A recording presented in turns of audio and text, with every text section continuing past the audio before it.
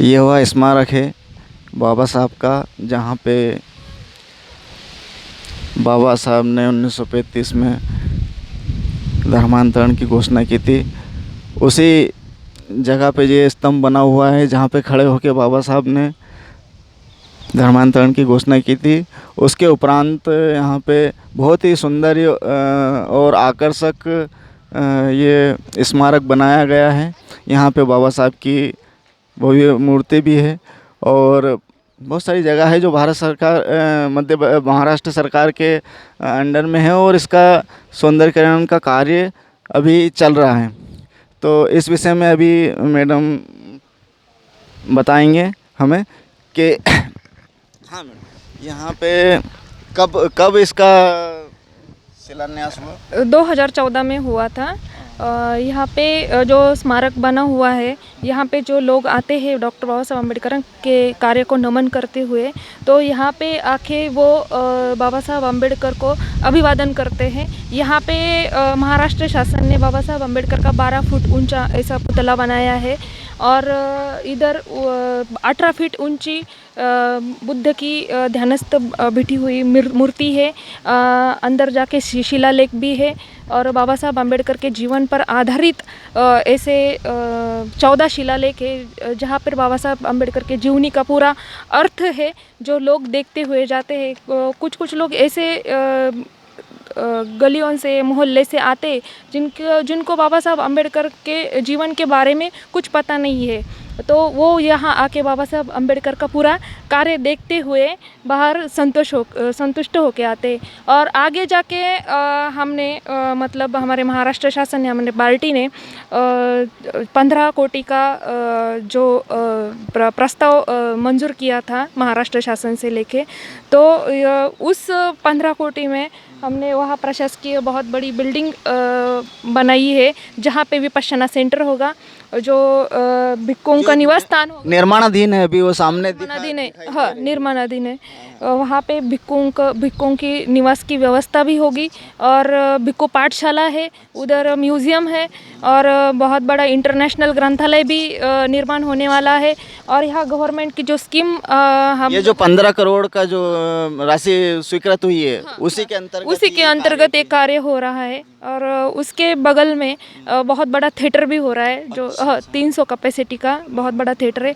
इसमें बाबा साहब अम्बेडकर के जीवनी पर आधारित हम कुछ ऐसी फिल्में या कुछ नाटिकाएँ कुछ ऐसी दिखाने वाले हैं। जो लोग यहाँ पे आते हैं उनको बाबा साहब अम्बेडकर के जीवन के बारे में पता होना बहुत ज़रूरी है।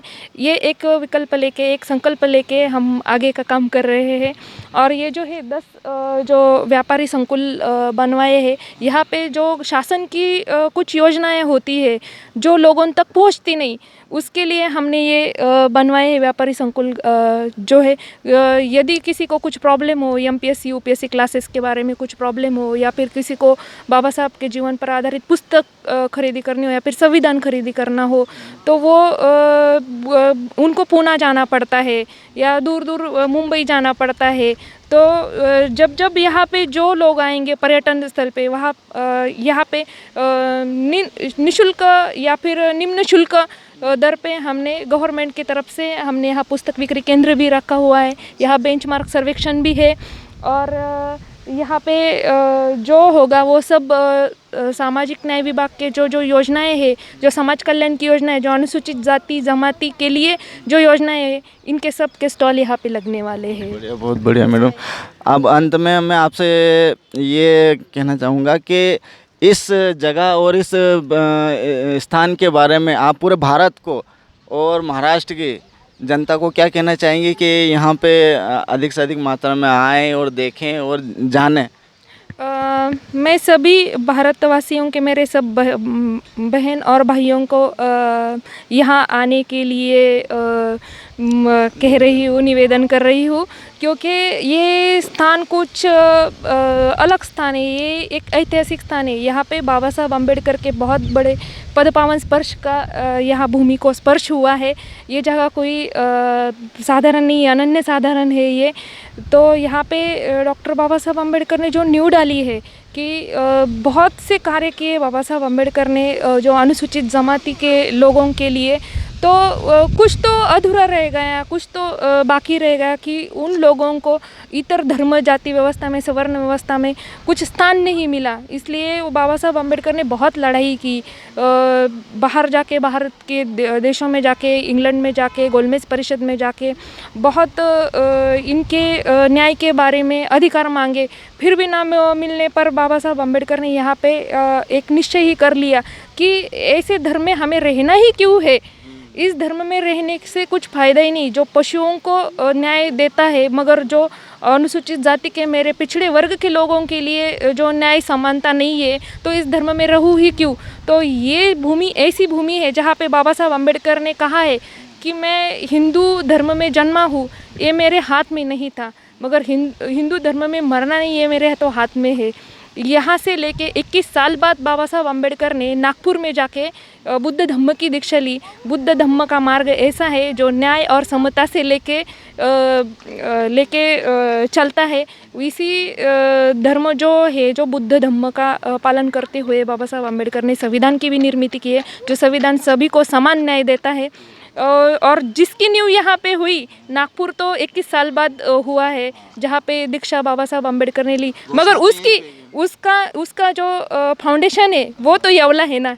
तो इस येवला को देखने के लिए आपको ज़रूर आना चाहिए। जो बाबा साहब अम्बेडकर के जो अनुयायी है, जो देश विदेश से देख रहे हैं, उन सभी को मैं निवेदन करती हूँ कि एक बार यहाँ आप आके खुद ही बाबा साहब अम्बेडकर के यहाँ जो पदपावन स्पर्श लगे हुए ऐसी भूमि को आप देखने आइए।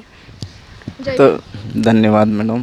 तो देखा साथियों आपने, यह कितनी ऐतिहासिक जगह है, और यहाँ पे हमारे लोगों को जब शिरडी जा सकते हैं तो यहाँ पे तो अवश्य आना चाहिए, और रास्ते में ही पड़ता है। यहाँ शिरडी से 15 किलोमीटर 20 किलोमीटर पहले है येवला, महाराष्ट्र का एक तालुका है। तो हाँ, तो आते जाते आप लोगों को अवश्य आना चाहिए। जय भीम, नमो बुद्धाय।